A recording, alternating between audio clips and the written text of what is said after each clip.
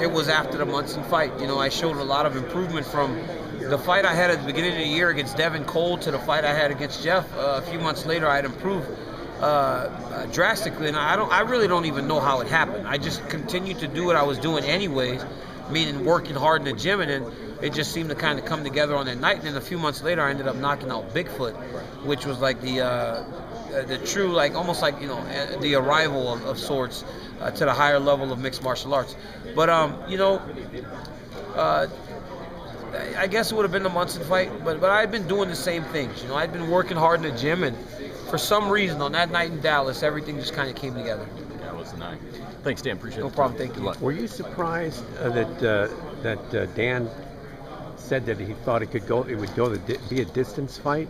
I mean, I don't look at it that way. Maybe you do. You know better than I do. But were you surprised? Because I always think that he would have to take you out. That's my thought too. You know, and that's where I believe that I hold the biggest advantage, is that I feel like I can win the fight in a number of ways. Whereas I think that for him to win, he has to knock me out. You know, so. But obviously he's training hard, and he's ready to go 15 minutes if we go 15 minutes. The beauty in being undefeated is that on Saturday night, Dan Henderson has to teach me how to lose a fight. I don't know how to do that yet. And most times when the guy's undefeated, it's much harder to give him that first loss. Once he accepts losing as a part of the sport and as a part of his world, then you see guys start to lose over and over again.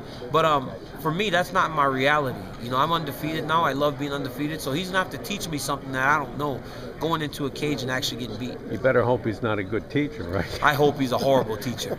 I hope he's a terrible teacher. But what about your style, wrestling style, and his wrestling style? I mean, the two of them, how does that sync up in the octagon? Well, it's tough. You know, Dan's gonna have a better feel for wrestling than a lot of guys, but I'm more of a I grab the legs. They call us leg grabbers, freestyle guys. You know, I grab the legs.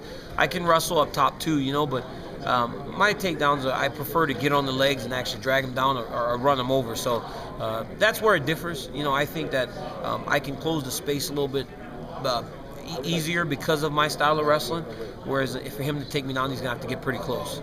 It seems like since